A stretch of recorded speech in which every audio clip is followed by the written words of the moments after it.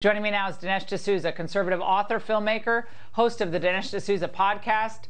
Dinesh, a lot of people are uncomfortable talking about this topic, but indeed it is oftentimes minority victims who are suffering the most with these ongoing crimes committed, sadly, by other minorities. Yeah, it's minority perpetrators against minority victims. Sometimes it's blacks, black-on-black violence, and that is typically motivated by just looting and robbery and gang fights.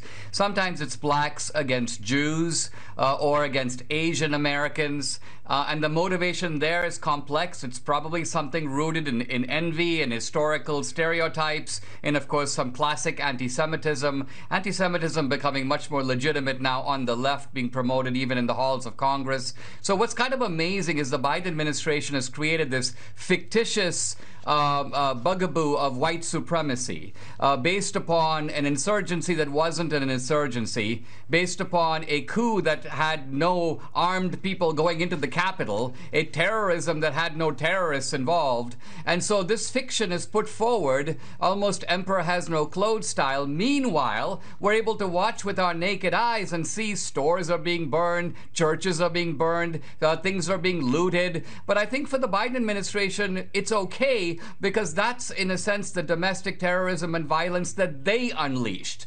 Antifa, BLM, these are their street shock troops. And of course, when they say defund the police in many of these major cities, they demoralize the police. What do you expect if not an upsurge of crime? And so this is something that they licensed, they know it, and it's almost as if they're saying that the violence that's coming from their direction is sort of kosher, whereas the fictitious violence that is not coming from the other side is public priority number one.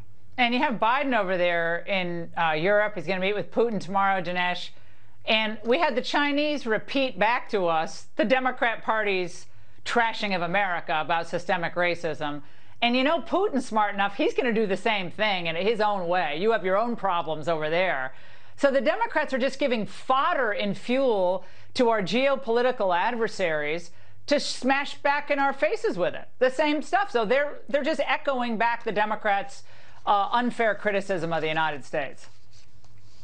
You know, it would be one thing if the Biden people said, you know, we've got to have some humility and recognize that there are violations of human rights that occur in America as in other countries. But the irony is that the Biden administration is creating this fictitious scenario of a chronically racist America. Now, they're not doing that with a view to foreign policy. They're doing that with a view to domestic policy. They're doing that ultimately to push a narrative domestically within the United States. But of course, it's now occurred to them with some dismay, I'm sure, that this has international reverberations. What about the U.S.'s moral authority to say to other countries, Exactly. hey, listen, you can't go after minorities? They'll say, well, you admit that you're doing it in America.